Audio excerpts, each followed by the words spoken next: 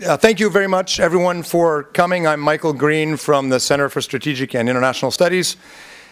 On March 11th, I'm sure everyone in this room watched the television with absolute horror as the earthquake, tsunami, and then nuclear disaster hit Tohoku.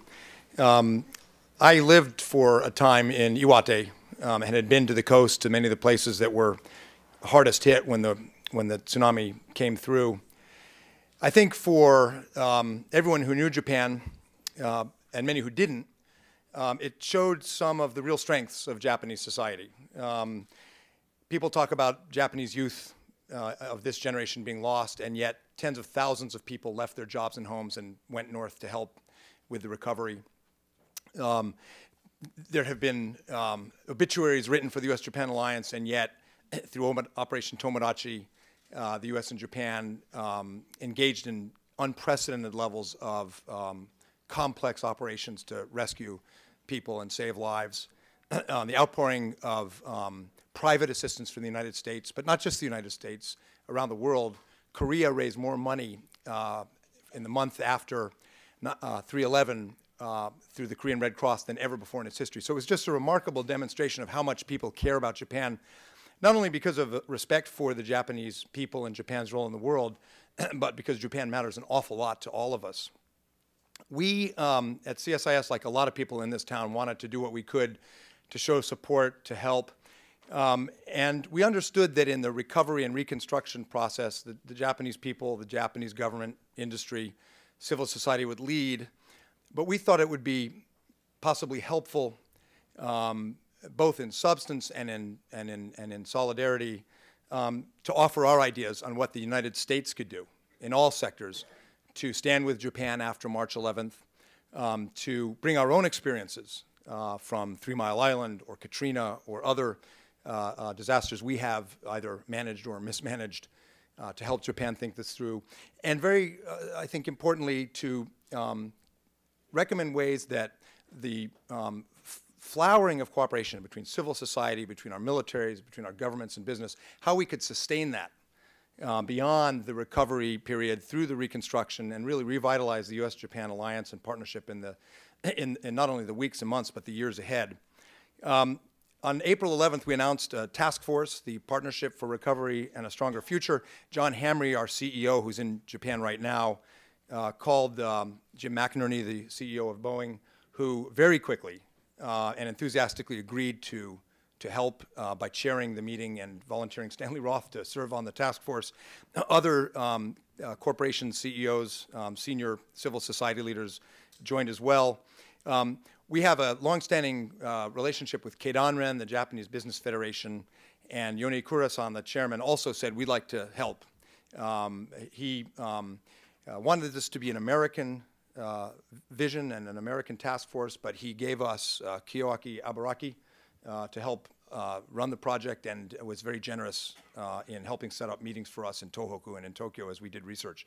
So today we're ready to present to you our findings and our recommendations. We'll have a panel in just a moment, but we are very privileged first to hear from two of the individuals who were right at the center of this, responding to the crisis and building all the connections that had to happen between the U.S. and Japan in the immediate response and in building for recovery and reconstruction.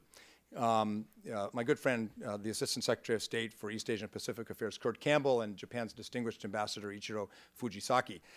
This was an independent task force of private citizens, but the government of Japan and the U.S. government were very helpful in listening to our ideas and telling us what they were already planning on doing, so we didn't replicate it, and in joining in the discussion. So we're very pleased today to first invite Kurt Campbell to help put this in perspective from the U.S. government perspective. Thanks, Kurt.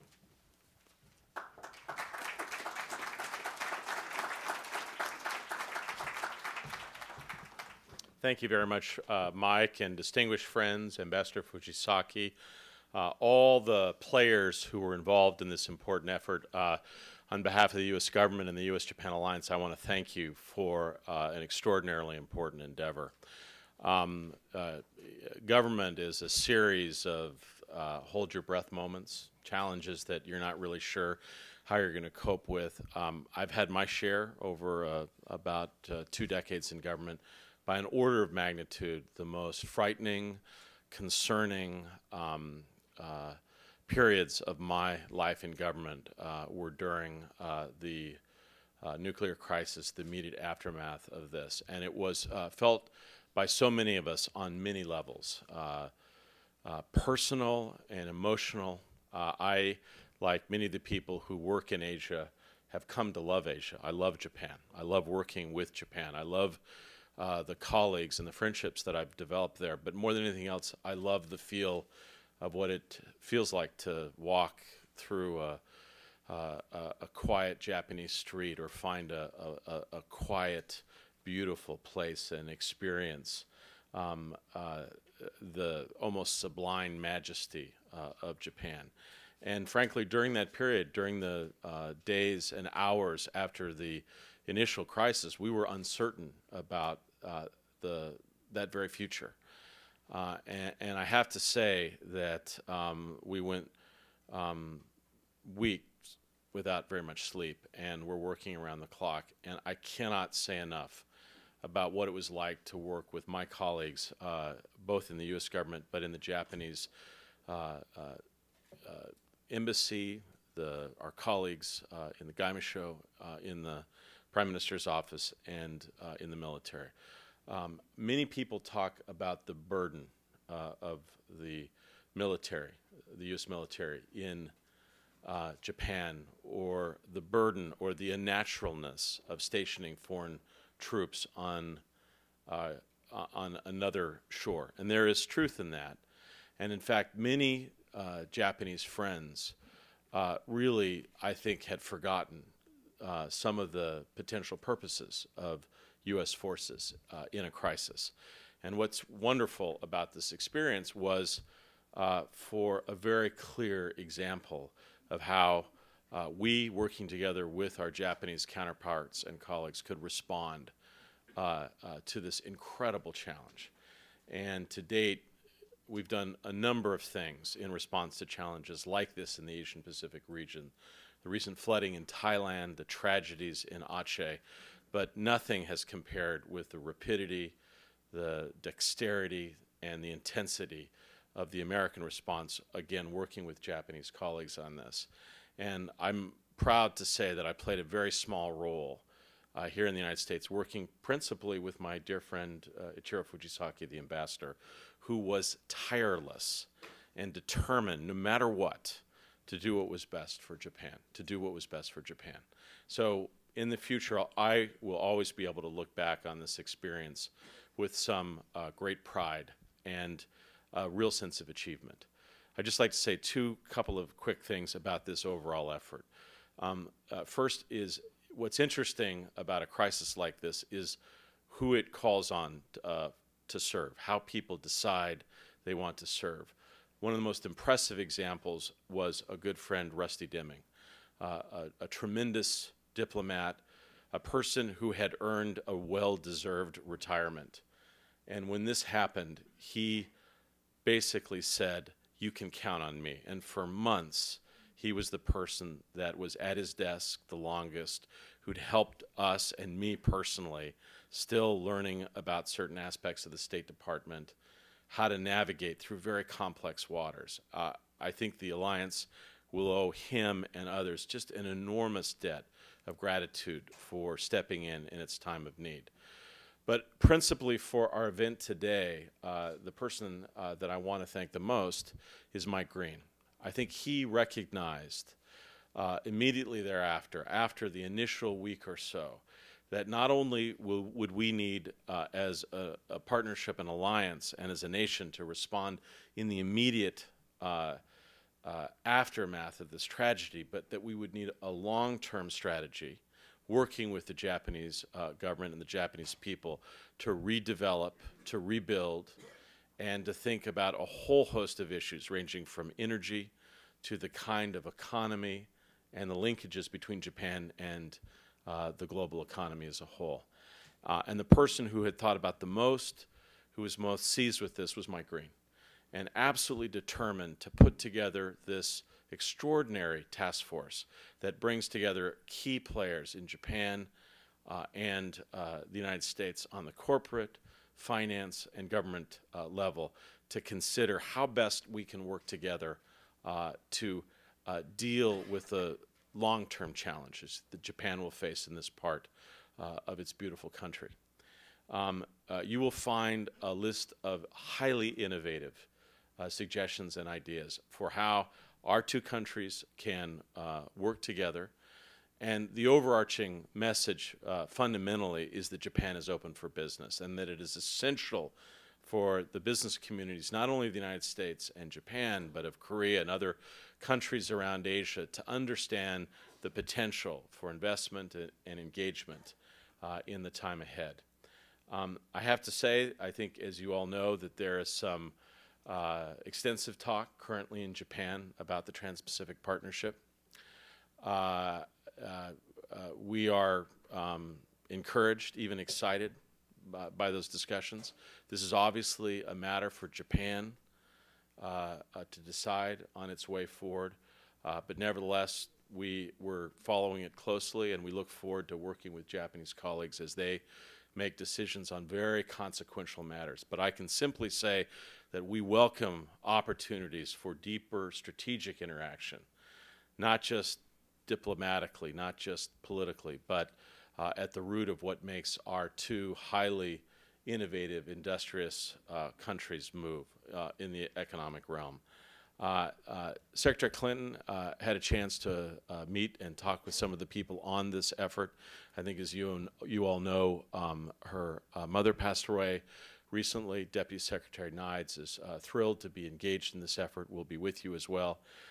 I just want to say that we in the U.S. government, working with this team and others, are determined not to let this moment pass. We recognize that the immediate challenges of Tomodachi and the nuclear crisis have passed, but there are urgent steps that need to be taken. There's more work that needs to be done. There are still people that struggle, and there is enormous work of relevance for the U.S.-Japan relationship that we are committed to doing.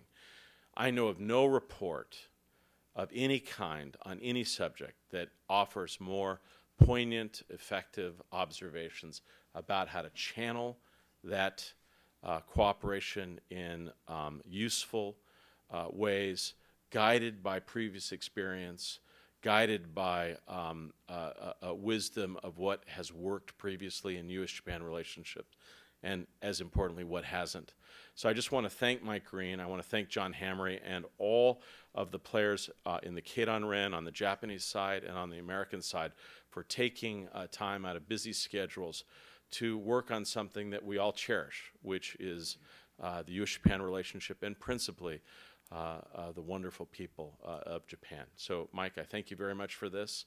I urge all of you to look at it closely, to consider its conclusions, but as importantly, as individuals, think what you can do as well to support this important effort.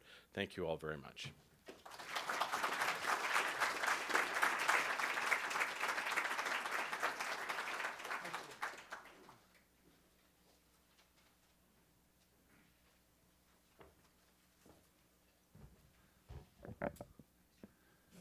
Thank you very much, ladies and gentlemen, for being here.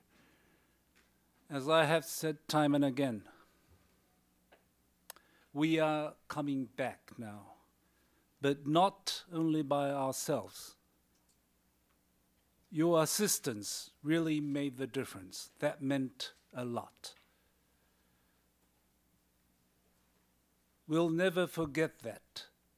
You stood with us at our most difficult moment. The Japanese people cherish your friendship and solidarity. Your rescue team, your forces, were out there for search and rescue.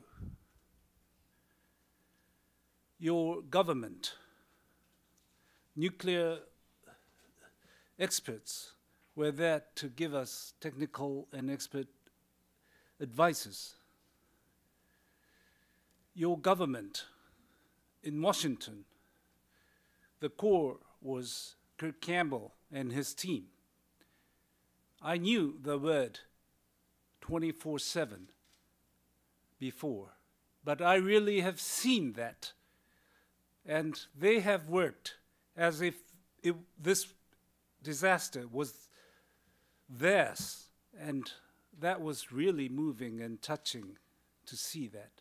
Thank you very much, Kurt, and your team, including Russ Deming, who Kurt Campbell grabbed from his retirement, twisted arm. I don't know how he did it, but really you made the difference. And your people really helped us, including the kids, made a huge contribution. And that helped us a lot, financially as well as mentally.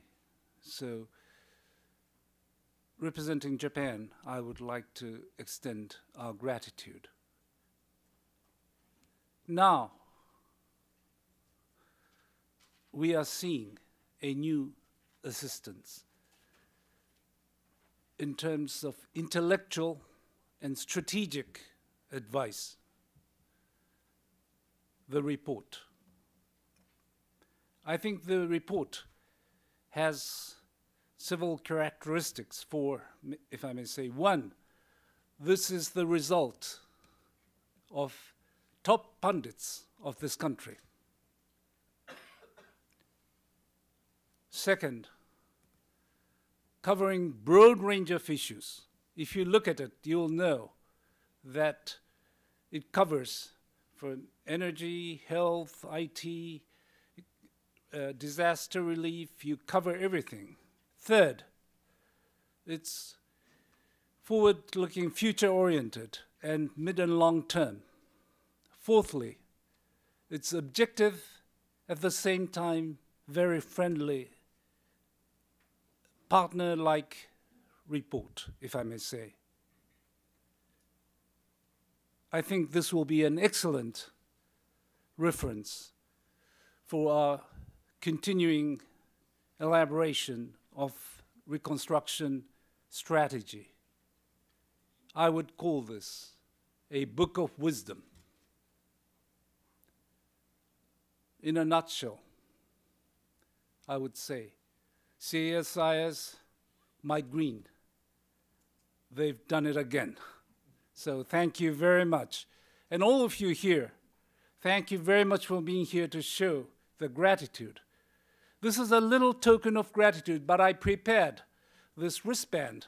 However, this says gratitude, friendship, and bond.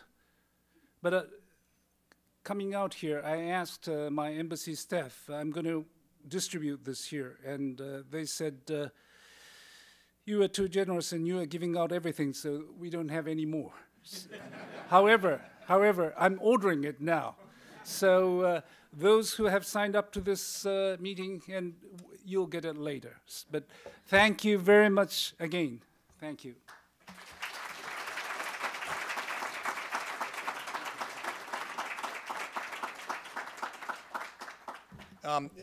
Kurt, Fujisaki Taishi, thank you for your generous comments. Thank you for your participation, your staff's participation. Thank you for tolerating the unsolicited views of experts in the private sector, civil society, and think tanks. We're going to hear a message from the chairman of the task force, Jim McInerney of Boeing, so please direct your attention to the screens. Mr. McInerney signed on right away to help, and because of that, we were able to attract some leading corporate and civil society leaders in the United States, and we're grateful for that. I am Jim McInerney from the Boeing Company, and I have the honor of chairing the CSIS Task Force, the Partnership for Recovery and a Stronger Future. Today, I am pleased to be participating in the release of the Task Force report. I am sorry that I cannot be there with you for the culmination of our work. Last March, my heart and the hearts of millions of people worldwide went out to the people of Japan in the wake of the enormous destruction that was caused by the earthquake and tsunami in Tohoku. Many of us wanted to help in any way we could. So when CSIS President John Hamre invited me to chair this task force, I immediately said yes. And it has been my honor to work with such a dedicated group of leaders. First, I want to thank Keidanren Chairman Hiromasa Yonekura for his leadership and commitment to strengthening the Japan-U.S. alliance. Chairman Yonekura and the entire Keidanren have been vital leaders and valued partners in this project. I also want to thank the task force directors, Michael J. Green and Kiyuaki Aburaki, as well as the 6 working group leaders and all the task force participants for the leadership and expertise they have contributed to this important project. The report we are unveiling today is a prime example of the deep spirit of partnership that exists between Japan and the United States. From the beginning, it was my hope that our work would properly honor this abiding relationship. Our mission was critical: to make recommendations aimed at enabling the long-term economic recovery of Japan in the context of a strengthened U.S.-Japan alliance. We all believed that the task force's work would send a clear signal to the Japanese people that they would not be alone on the long path to recovery and reconstruction. Our work was inspired by a shared sense of responsibility among the participating Japanese and American experts, starting with the Keidanren. This report's recommendations were developed in close collaboration with a range of sectors in Japan, including private industry, civil society, academia, and government and political leaders. Many of these recommendations call for joint Japanese-U.S. actions that will further strengthen the alliance while addressing the challenges at hand. During a recent visit to Japan, I was encouraged to learn from my discussions there that government leaders are already considering policies that would, among other things, strengthen the private sector's ability to respond more effectively. This is also a key recommendation of the task force report. Japan has already taken enormous strides toward cleaning up the stricken region and addressing the immediate needs of its people. As the Japanese government begins to deal with longer-term reconstruction, I hope that the task force's recommendations, informed by the experiences of both nations after other large-scale disasters, will be of value to decision makers. Thank you again for your partnership and for being here today as we unveil this important report. I understand Secretary Campbell has to leave. I want to ask the press to please let him make his escape. We're going to move now, thank you, Kurt, to a panel of the task force working group leaders. If you could join me up here, colleagues, to go through, highlight some of the recommendations from the report. So if I can invite Stacy and Stanley and Jane and Steve and Tim.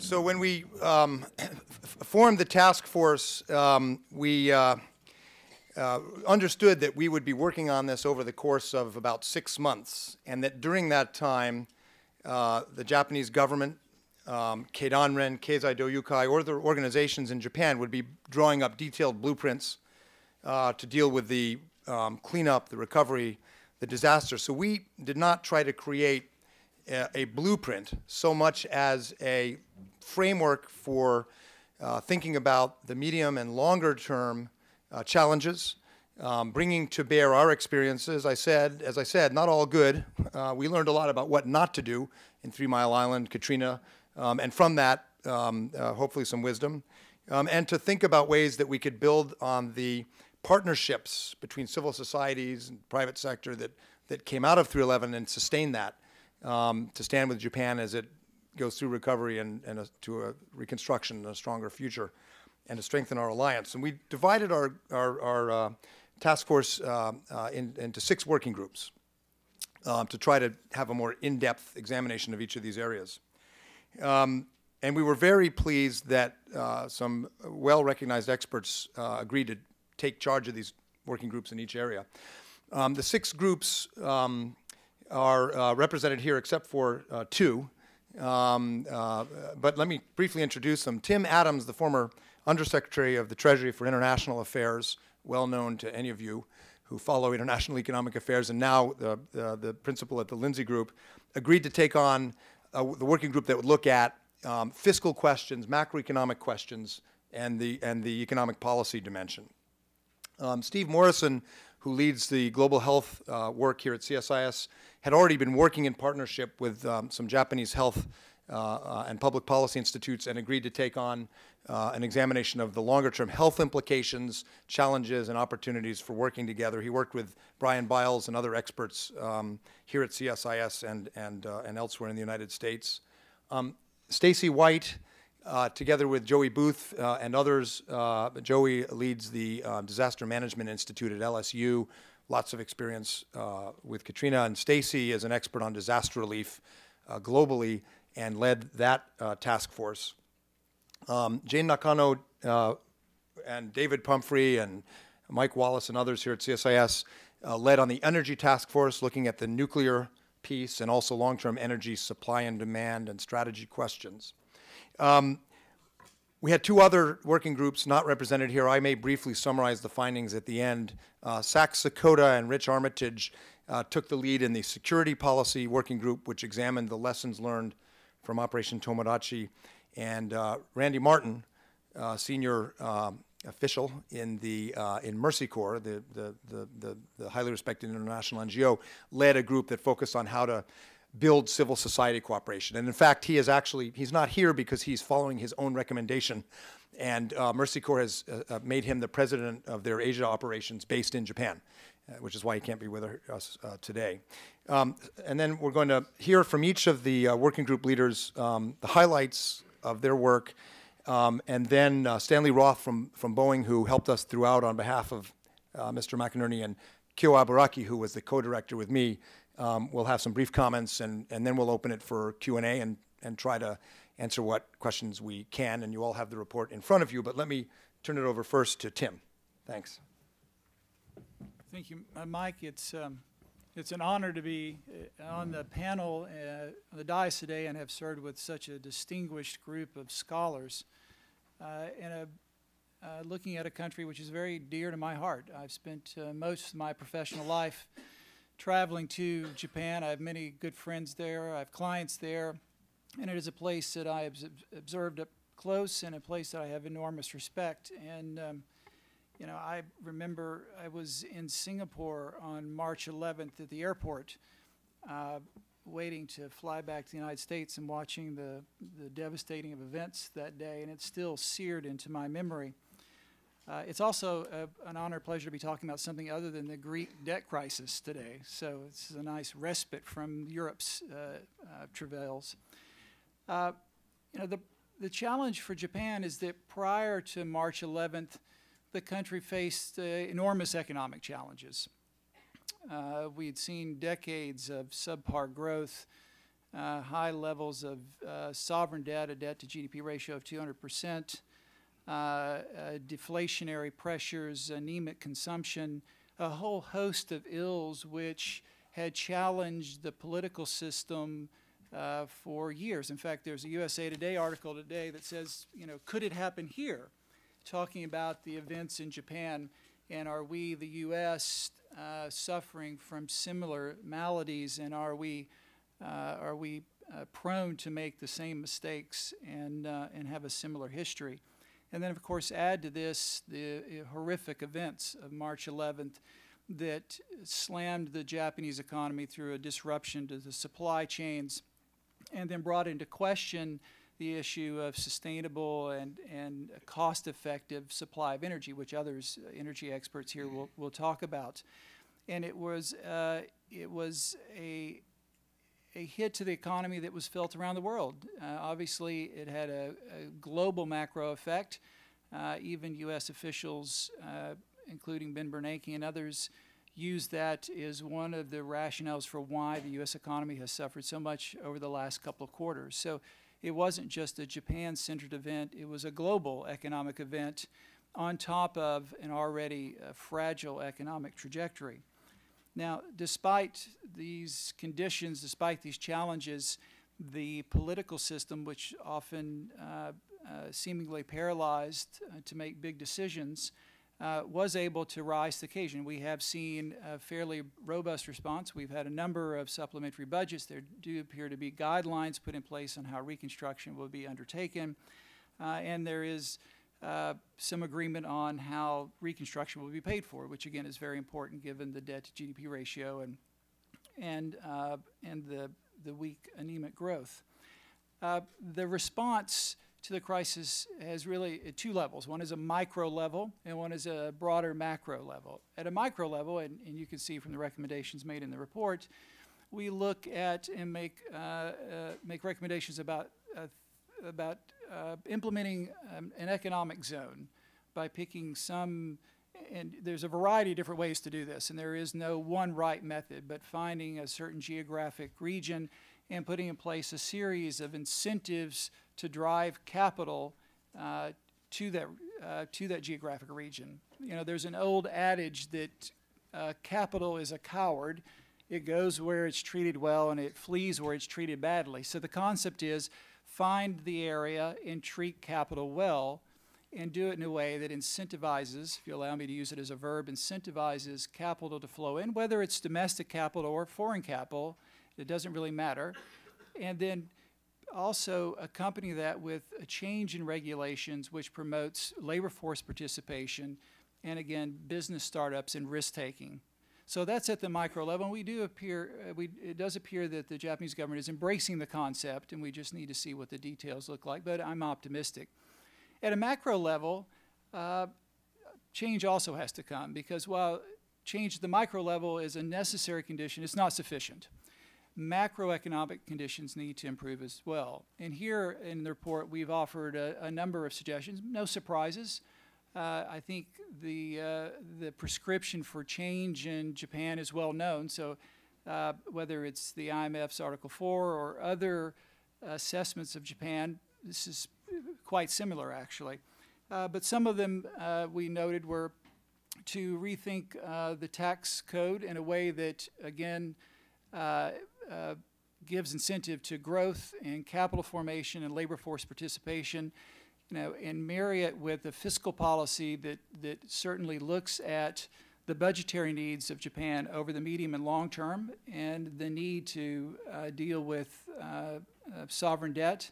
So look for ways to offset expenditures with other expenditure cuts, but put in place a tax system that is incredibly efficient, that is pro-growth, that is very supportive of the corporate sector, and again, promotes labor force participation. Given Japan's demographic challenges, it's important to see a higher level of labor force participation.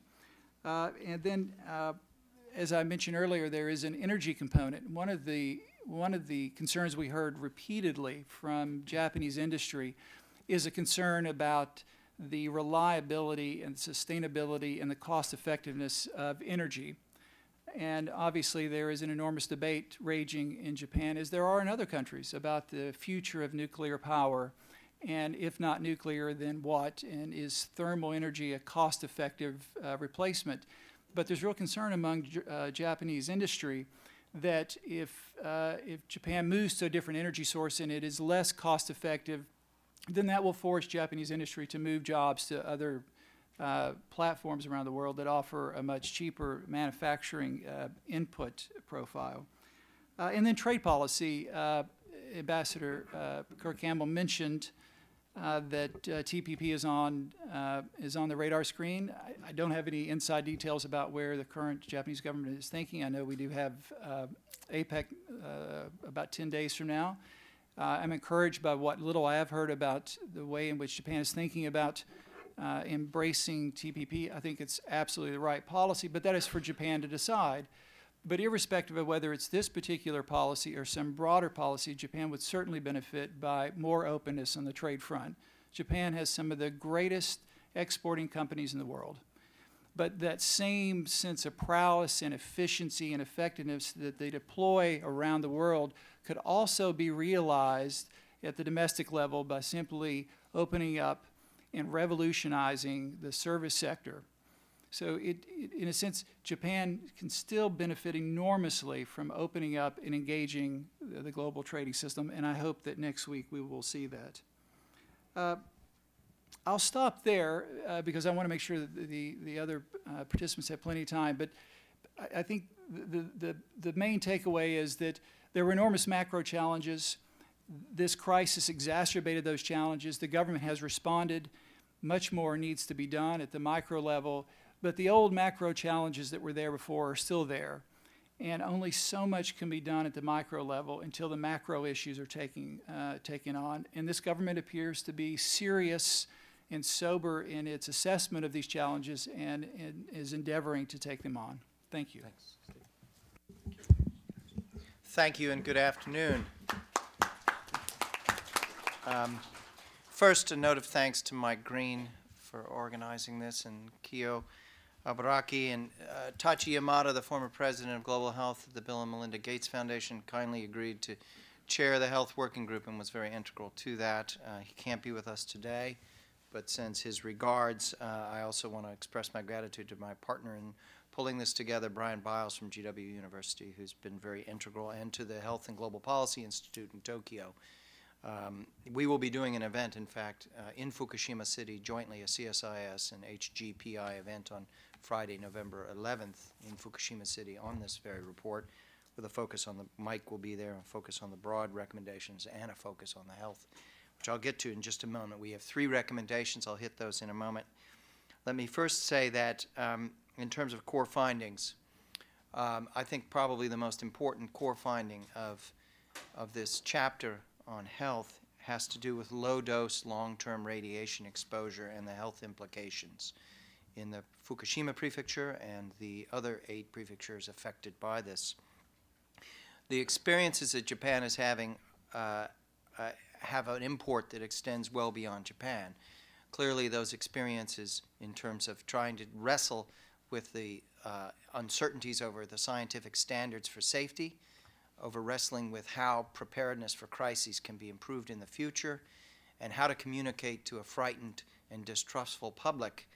Those challenges that are being addressed today in Japan have import, obviously for the Japanese society, but they have very strong import for the many, many other countries that are home to the 450 plus nuclear power plants today, many of which are aging and many of which are in situations that are far less well managed than in Japan, and the other countries that are building the current 60 plants that are under construction. This is low-dose long-term radiation is an under-recognized and a very important global health challenge, and how we understand the lessons coming out of this will have great importance.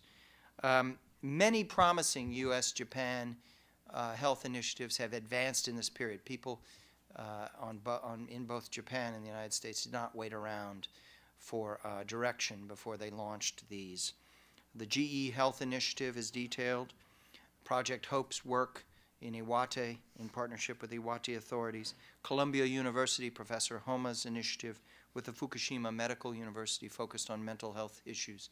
These are very important trailblazing initiatives that we should recognize and build upon. 2012 is going to be a year of decision. A lot of key decisions have not yet been determined, and we're going to need to be very patient and watchful in looking at how Tohoku copes with the 30% of the health infrastructure that was destroyed, how it's rebuilt, how it deals with a very large, elderly, dislocated, traumatized population, what kind of services, and how it deals with the continued radiation exposure. U.S. initiatives will be important, but they're going to have to align very closely with Japanese policy as it evolves, and they'll have to be aligned with important independent Japanese partners. Our first recommendation is around low-dose long-term radiation. I think I've already indicated that we don't really have a clear sense of the scientific standards for safety, nor do we understand particularly well the questions around adequate preparedness for crises and how to communicate and sustain public trust in the midst of a crisis. We're proposing that there be an independent international study of these issues that draws together Japanese, American, and other key experts. We think this is very important. We think that the Institute of Medicine here in the United States would be a very good vehicle for that, but it's not, we're not making an exclusive recommendation. We simply cite this as one very worthy prospect to do this. We think that there is a serious trust and credibility problem, and that an independent entity of this kind, if it were something that were welcomed by the Japanese government, could advance and carry forward its work in 18 to 24 months and greatly advance our knowledge on those key areas where I've said we do not have answers at hand today. The second recommendation is around reconstructing health services and the health infrastructure in Tohoku, and what we recommend is that a high-level consortium of American interest partner with Japanese organizations at the national and prefecture and community levels in trying to build back better, to create regional pilots that can have broader national significance, to bring about more efficient and integrated health systems, and to bring about information technology and electronic records, which have been highly problematic in this period, revealed to be so during the crisis when many people who were dependent on records for their access to medications were deprived of those because they were paper and they were destroyed. Third is around mental health services for the vulnerable populations. And we're proposing that there be strengthened twinning arrangements over the next 3 to 5 years between U.S. and Japanese medical institutions. We believe that these clinical services will continue to be very, very important. As I said earlier, Columbia University, Dr. Homa, has already begun pioneering some very important work in this area with Fukushima Medical University in the Fukushima prefecture. These are very promising, and I think that there's ample opportunity and expertise for building those relationships. Thank you so much.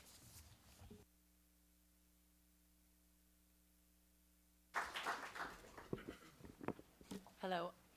I also wanted to thank Mike Green and everyone at the Japan Chair for pulling this together, and also to extend thanks to those persons who participated in the Disaster Recovery and Preparedness Working Group. We met twice over the summer, and people were very thoughtful and very generous with their time. One of the first things we wanted to do post 3/11 was to do recommendations that were really not just oratory, not just the laundry list of recommendations after a disaster of what should be done. We wanted to focus on things that were doable. We wanted to focus on things that could capitalize on the U.S.-Japan experiences in Kobe, in Katrina, and use those together to look at the situation in Tohoku. There was a pretty immediate acknowledgement amongst the group that immediate relief activities had been competently dealt with by Japanese authorities. There's a continued, as many of you know, issue of housing and land available for housing. And there is a small number of persons who are still living in evacuation shelters. But we considered that, given the legislative and the political issues involved in that, and that the Japanese government was on top of it, we wanted to move on from sort of immediate relief issues to look more specifically at transition from relief to recovery and learning that could be shared around preparedness and mitigation efforts.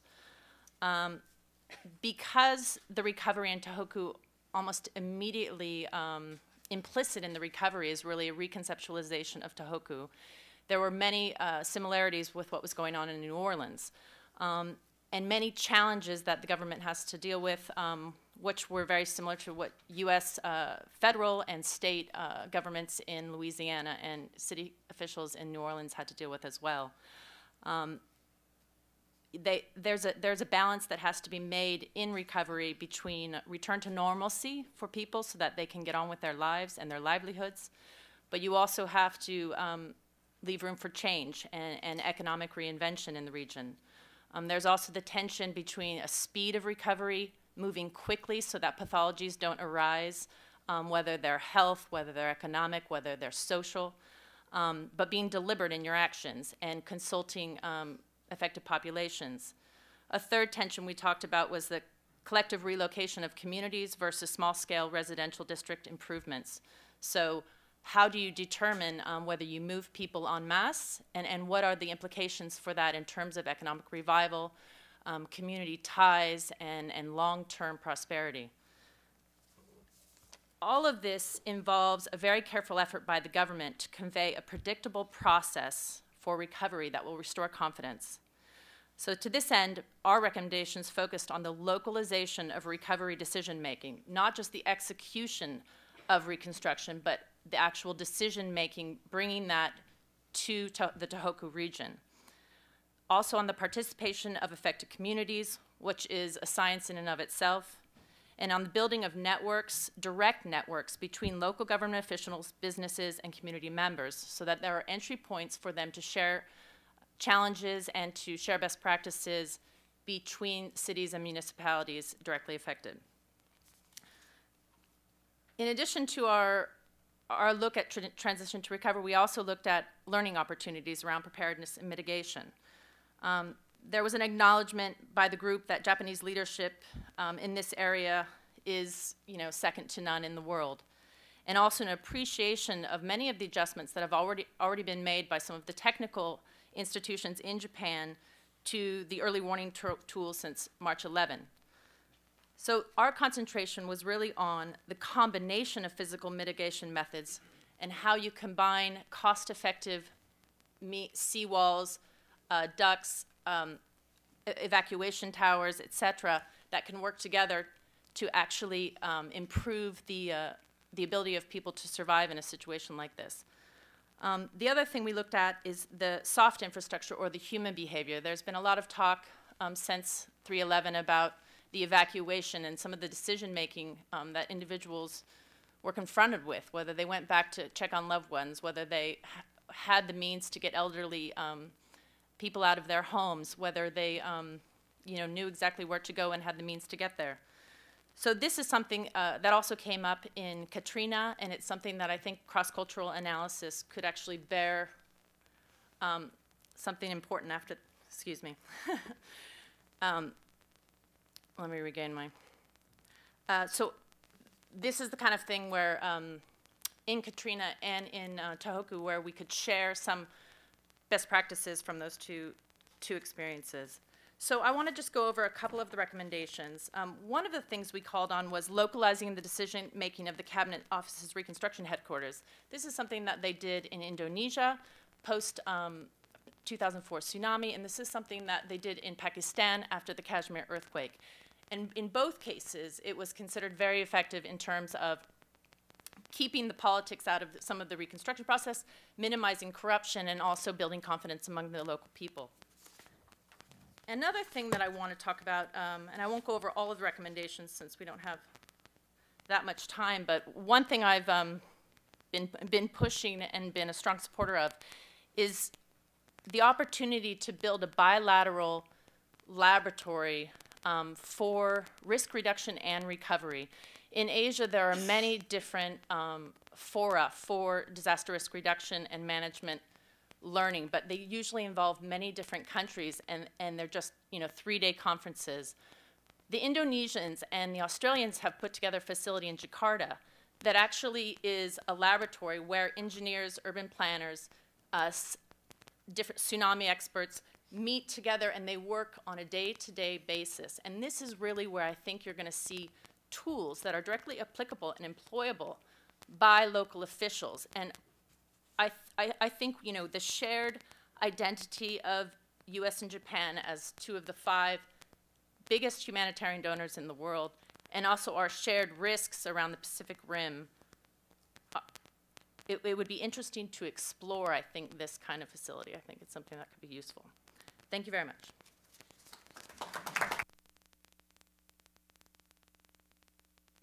On behalf of the Energy Working Group, I'd also like to thank Mike Green for his leadership, and I'd like to thank everyone that participated in the Energy Working Group meeting in summer and throughout the course of the work. So our energy work focused on nuclear energy, natural gas, renewable energy, and power sector.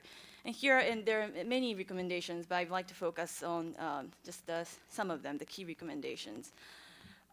So the first one is the U.S.-Japan Joint Commission on Fukushima. So we're essentially recommending a bilateral public-private commission that would not only streamline synergetic efforts by the U.S. and Japanese private sector that's already happening in Japan, but also provide both countries with more of a systematic or structured way of digesting and implementing lessons learned from Fukushima. There's actually precedence for this type of bilateral effort. In the aftermath of 3 Mile Island in 1979, Japanese group of Japanese companies and research institutes actually provided some direct funding to a DOE-led effort, mainly R&D efforts, to look at the decommissioning and decontamination, as well as some of the post-accident reactor situations and such. And this was quite beneficial for both sides. I mean, I think the Japanese side recognized that this would give them lots of insights and then data that would be used to enhance the safe operation of its nuclear power plants. But then for both parties to really contribute to the safe operation around the world. And so, so here we're recommending something similar yet perhaps more robust. And then we're also recommending a bilateral energy forum that would highlight key trends in the global energy market, but then also facilitate better understanding of energy policies in each country, Japan and the US. For example, natural gas comes to mind as some of the most immediate topics under this forum. As the Japanese reliance on natural gas is expected to increase in the coming years. And interestingly enough, coincides with the North American interest in exploring markets overseas. And the current, as some of you are aware of, the current market price differential between the Asia-Pacific market and the North American market makes the trade, whether direct or otherwise, quite attractive. It could be a very much win-win situation.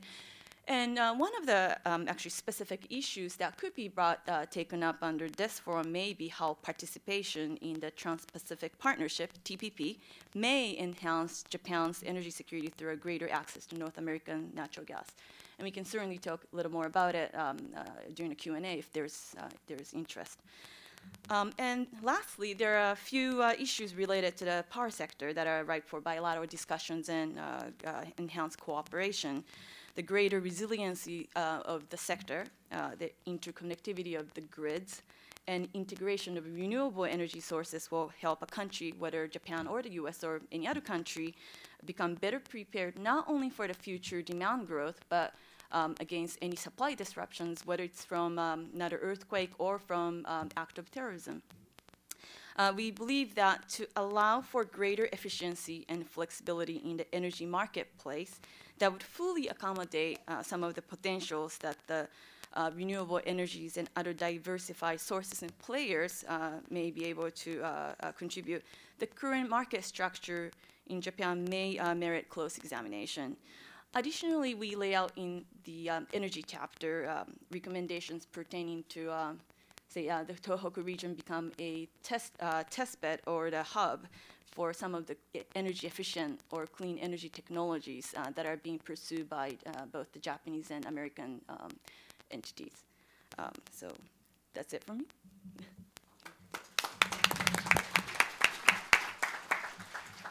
I see that the Deputy Secretary has already arrived, and so that he not wait too long, I'm going to limit myself to one point. And that point is just reinforcing the message that Jim McNerney made in the video about the key role of the private sector. When you have a chance to read the report, you'll really see that that theme is in almost every chapter. It's not only about industry, it's also about NGOs and civil society and the roles that they can play in the recovery and the reconstruction. When some of us from the task force visited Japan, went to the region, we received impassioned pleas for investment. And it was for Japanese investment, but we were a foreign group, so it was for US and foreign direct investment in general. And obviously everybody is very sympathetic to the tragedy. The question is, are the conditions there that make the investments attractive and workable? And so I want to just reinforce the points that Tim made in his presentation, that there are steps that the Japanese government is already working on very hard and has to take, and I think will take, to make this region more attractive. That includes the special economic zones that were discussed, possible reforms or changes in tax, regulatory policy, trade liberalization, and of course, reliable energy supply. Thank you very much. I'm Kyo Aburaki, and I really appreciate these opportunities. And what Keidanren share is that closely related to Stanley's point. I mean that strengthen the U.S.-Japan relations, strengthen Japan's future based on vitality of the private sector. And Keidanren sets a kind of goal. It is that 3% economic growth in nominal terms, 2% economic growth in real terms. We think this is possible if strength private sector will be fully utilized under the strengthened international linkages, under the strengthened partnership with other countries. For us, the most important partnership with the United States. And people in Keidanren, the CEO, Vice Chairman Keidanren really appreciate the opportunity next week, November 9th. We are going to have a intensive discussion in Keidanren, Tokyo, with Keidanren CSS representative, John Hamre, Steve Morrison, and Mike Green, and they are really looking forward to kind of discussion. Thank you.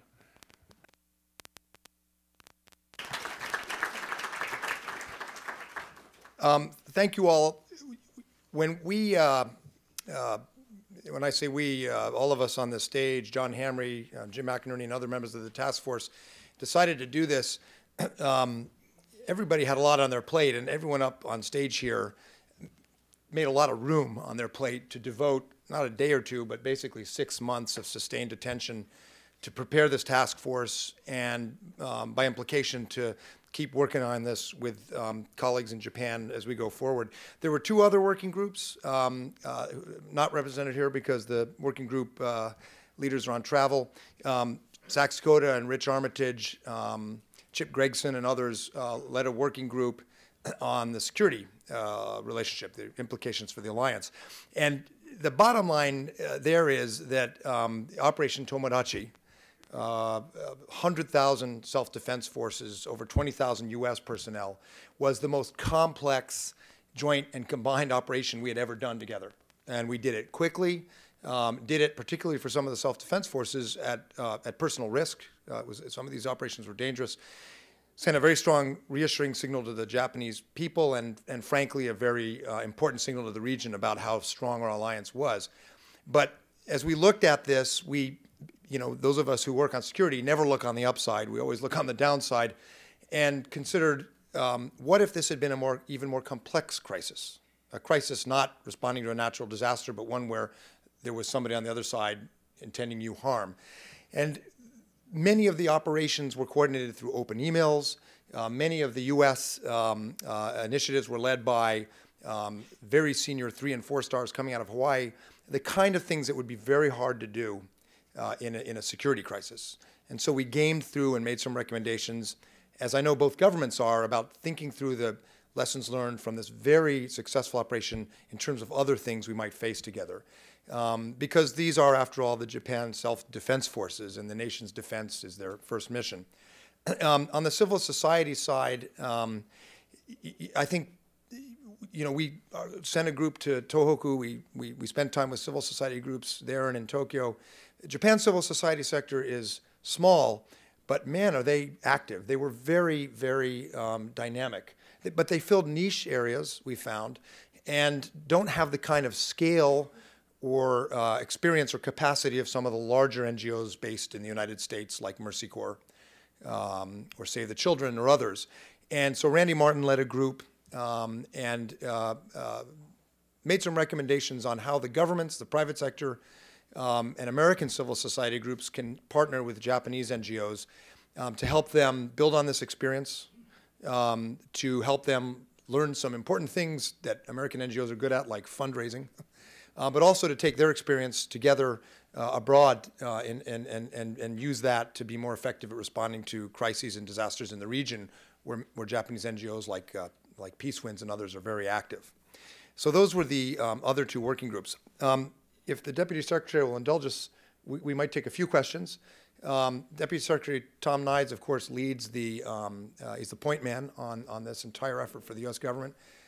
His staff has been active and enthusiastic participants in our work. Maya Seiden, a special assistant, is basically Japanese. She grew up in Japan, and Tom has been very helpful. We'll hear from him in a moment, I suppose our closing benediction for the day. But first, with your indulgence, I think we can take some questions, if you have them, for the panel on the briefings you just heard on the working group, on next steps. The floor is open for a few minutes, if people want to ask questions. Yes? Thank you. Mr. Morrison, Thanks. Mr. Morrison, you had mentioned a, quote, serious trust and credibility problem, unquote. I'm just a little unsure of exactly what that's focused on and what you're addressing specifically. So if you could give some details about what exactly has that problem, that'd be great. Thank you. Before I do that, I neglected to thank Nick Sengenji and Suzanne Brundage for the work that they contributed to this. Nick coordinated all of the different pieces, and Suzanne was absolutely integral on our side on the health piece. Mike referenced the visit in June.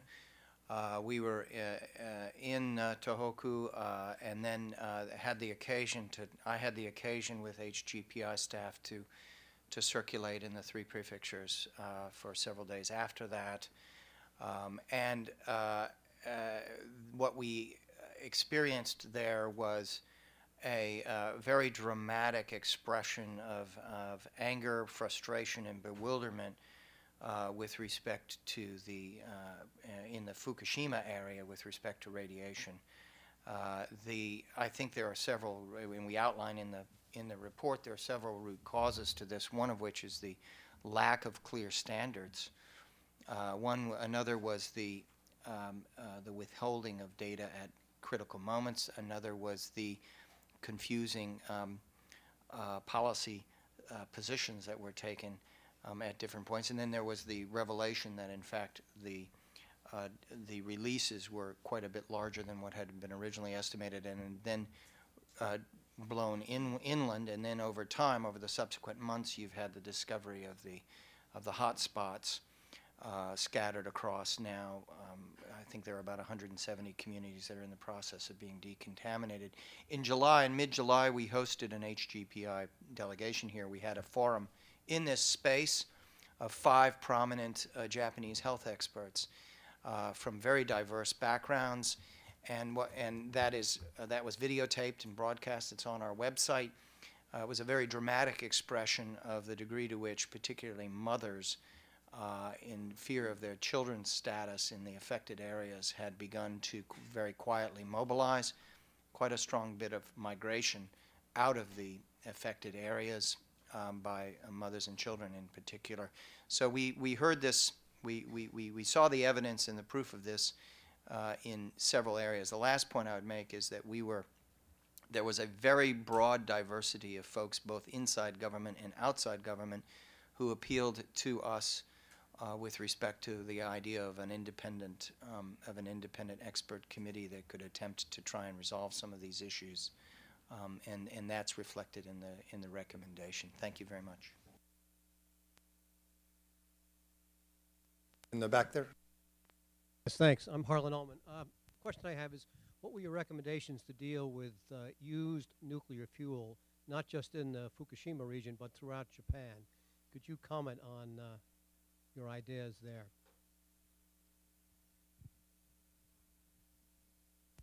The used fuel, the Japanese government does have a plan and institutional set up to process. I mean, regardless. I mean, since before Fukushima, but I'm not sure if. I mean, they do have an organization called NUMO, which looks at both the reprocessing, which looks at the underground repository option. I mean, so there is a process in place, but specific to Fukushima or any fuels at places that have sustained a severe degree of damage, I think there are lots of things that are being looked at by both the Japanese and U.S. national lab type experts. The timing of it. I mean, most recently the decommissioning efforts. It was determined it will take about, a couple of decades. I mean, if you look at the TMI incident, it did take a couple of decades as well. So, but it does require very deliberate, very comprehensive plan, strategy, as opposed to ad hoc, day by day or sort of a reactionary approach. I mean, not that I'm not saying that there is such, but so that's still part of what we can certainly contribute to the Japanese side. Thank you. One of the other aspects of the energy report, I think, worth highlighting again is that the nuclear industry in Japan obviously is under a lot of siege right now, and there's great debate and anxiety, understandably, and as Tim and others pointed out, not only in Japan, in many countries. We tried to, in our report, while remaining sensitive to that and focusing in particular on the long-term low-dose radiation challenge, we tried to help frame some of the other implications, not only of moving quickly out of nuclear power for Japan's economic growth, and there are studies that we cite on the impact that would have on growth figures, but also thinking about Japan's role in the international nonproliferation and nuclear safety regimes. Our concern was that if Japan, from an international perspective, if Japan pulled out rapidly of the nuclear power sector, if Japan stopped implementing plans to get into nuclear exports, it would significantly weaken Japan's voice in nonproliferation and in efforts to have international safety standards at a time when there are going to be hundreds of nuclear power plants built around the world over the coming decades, many of them built by or operated by countries with a, shall we say, less rigorous safety or transparency record than Japan has. So we thought it was important to highlight in the middle of this debate in Japan the international dimension and the very important positive role Japan plays and will play as a leading voice on nonproliferation and nuclear safety and standards around the world. Any last questions? And yes, sure. David? David Bowling with the Mike Mansfield Foundation.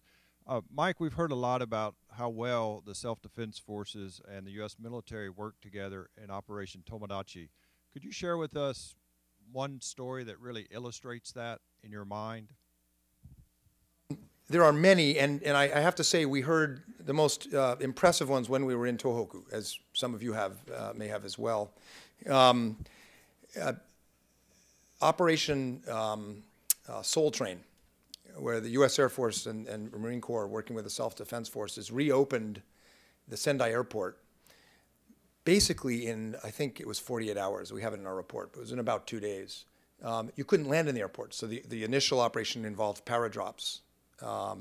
And within 2 days, they had that airport operating. An Australian C-17 came in with supplies. And it was an amazing thing because it was so fast. And it probably saved lives by allowing these large transport aircraft to come in. But also, it's an extremely complex operation and demonstrated not just capability. What it demonstrated was trust. That there wasn't a whole lot of bureaucratic red tape between U.S. and Japanese forces, U.S. and Japanese government to do this. I think that was important in terms of saving lives, important in terms of showing quick response. But again, as I said, it was a useful signal to the entire region that in spite of difficulties or distances or differences we may have had over Futenma or other issues, this is an alliance that actually functions, I think it showed it functions in ways people hadn't fully appreciated it in terms of its effectiveness. There are other stories I've heard that Sack should tell and would tell if he were here, but he, going through the U.S. Embassy, bumped into somebody he knew, State Department officer, who was there working around the clock on Operation Tomodachi, and Sack asked him, "Aren't you working in Iraq?" Because he was supposed to be in Iraq. And this guy took his leave. He had served in Japan before. He was on leave from Iraq, and he left his vacation and volunteered to go into the embassy. There were a lot of stories like that for U.S. forces and State Department and other AID officials that are quite impressive. Thank you, and thank you to the working group chiefs. And you know, Steve mentioned Nick Senchenny, the deputy director of the Japan chair. He was the coordinator for this project. He made this entire thing happen, pulled the entire thing together, and we all owe him an enormous debt of thanks. And we're going to keep working on this. Steve mentioned the conference we're doing in Fukushima in about a week. John Hamre is actually there in Japan now. He's doing a dialogue on nuclear safety, learning from 3/11. We will be hosting in early December a meeting here with Japanese counterparts on nuclear crisis management. We'll be doing other things in these different spaces, civil society, energy, and our respective programs to try to sustain this cooperation. And please don't hesitate to let us know if you'd like to participate in any of these dialogues. We are very privileged and fortunate that, first of all, that Tom Nides cares about Japan so much. If you look at his resume, you'll say he's worked in the Hill, in the private sector, at USTR, spent a lot of time on Japan. And as I understand it, the Secretary essentially put him on point to help the two governments work together and build a larger framework for cooperation.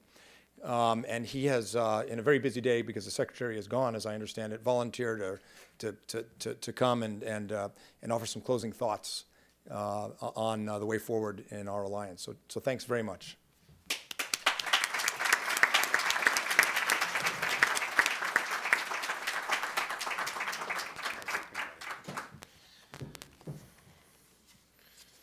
Thank you very much, and good afternoon.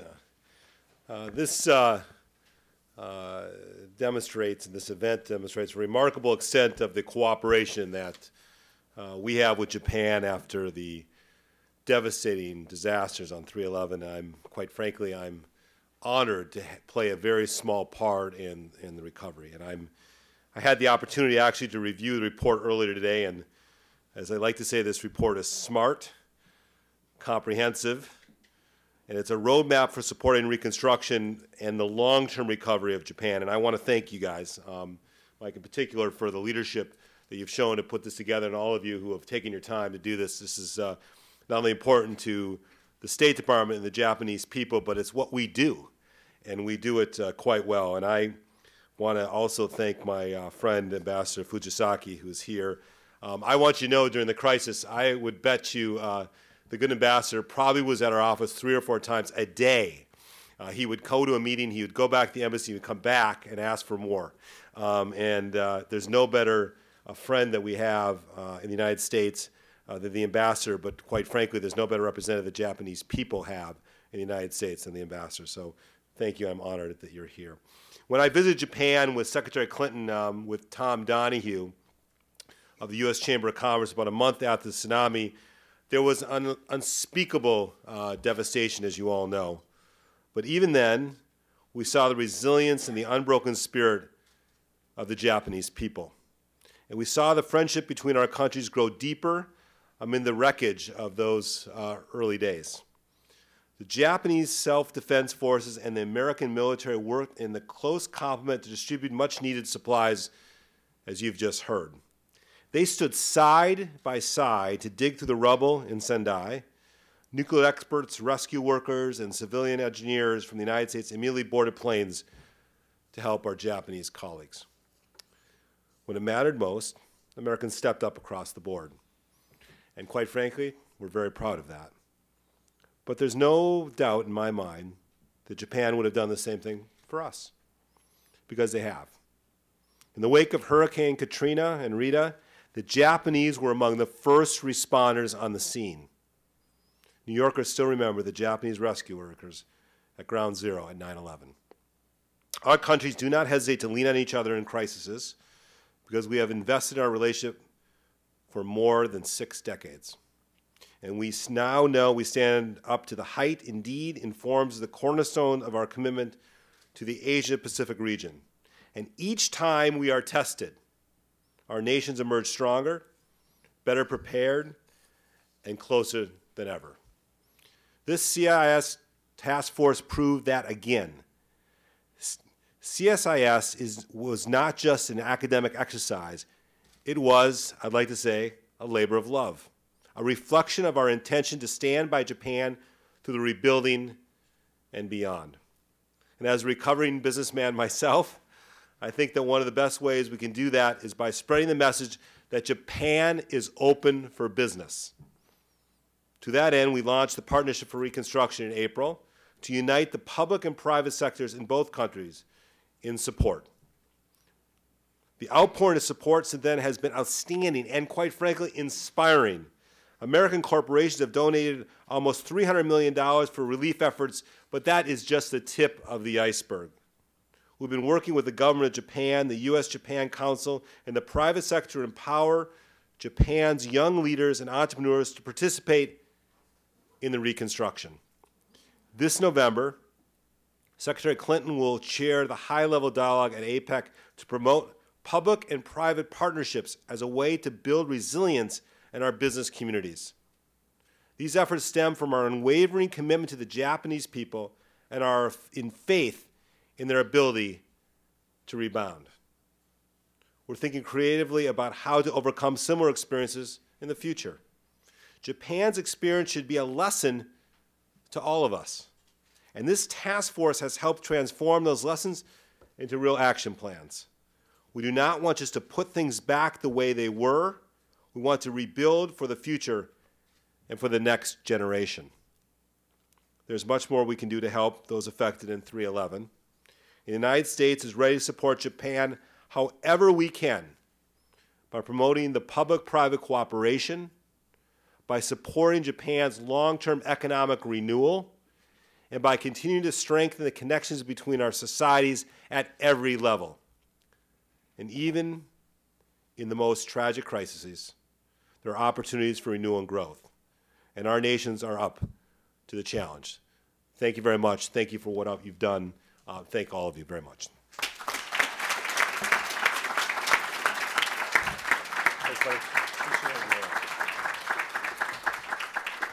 Secretary Nides, thank you. Thank you for your leadership at the department on this. Thank all of you for coming. We hope you find the report useful. As you read it and go through it, keep in mind this is the beginning of, not the end of this process for us. We want to keep working in these areas, and we hope you'll be able to join with us. Thank you all very much.